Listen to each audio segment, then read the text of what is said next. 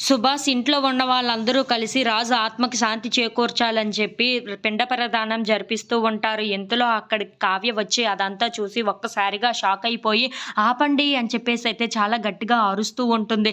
అది చూడగానే ఇంట్లో ఉన్న వాళ్ళందరూ అయితే ఒక్కసారిగా షాక్ అయిపోతూ ఉంటారు. ఇంతలో అక్కడికి కావ్య వచ్చి అవన్నీ చెడగొట్టేస్తూ ఉంటుంది. అది చూసి ఇంట్లో ఉన్న వాళ్ళందరూ అయితే ఒక్కసారిగా షాక్ అయిపోతూ ఉంటారు. కావ్య ఏం చేస్తున్నావు నువ్వు అని చెప్పేసి అయితే అందరూ అడుగుతూ ఉంటారు. ఆ మాటలు వినగానే అక్కడ ఉన్న కావ్య మాత్రం మీరు ఇలా చేయడానికి వీలు లేదు. నా భర్త బ్రతికే ఉన్నాడని మీకు చెప్పాను కదా! నేను చూశాను నా భర్త బ్రతికే ఉన్నారు. బ్రతికి ఉన్న వాళ్ళకి ఇలా పిండ ప్రదానం చేయటం మంచిది కాదు.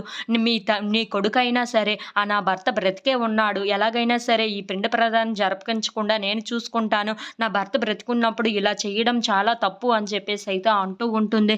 ఆ మాటలు వినగానే అక్కడ ఉన్న అపర్ణాదేవి, సుభాష్ ఇంట్లో ఉన్న వాళ్ళందరూ అయితే కావ్య వైపు అలా చూస్తూ ఉండిపోతారు. ఇంతలో అక్కడ ఉన్న కావ్య మాత్రం రాజ్ ఫోటోని పట్టుకొని, అవును నేను నిజమే చెప్తున్నాను. నా భర్త బ్రతికే ఉన్నారు. నా భర్త నాతోనే ఉన్నారు.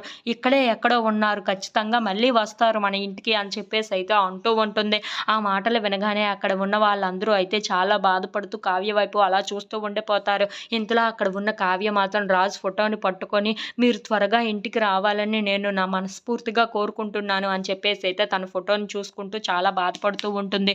ఇంతలో రాజ్ నేను కాపాడిన అమ్మాయిని ఎక్కడో చూసినట్లుగా ఉంది. నా మనసుకు ఎందుకో దగ్గర మనిషిలా అనిపిస్తుంది. ఎవరు ఆ అమ్మాయి? ఎందుకు ఎక్కడో చూసినట్టుగా అనిపిస్తుందే అని చెప్పేసి అయితే కావ్య కోసం అలా ఆలోచిస్తూ ఉంటాడు.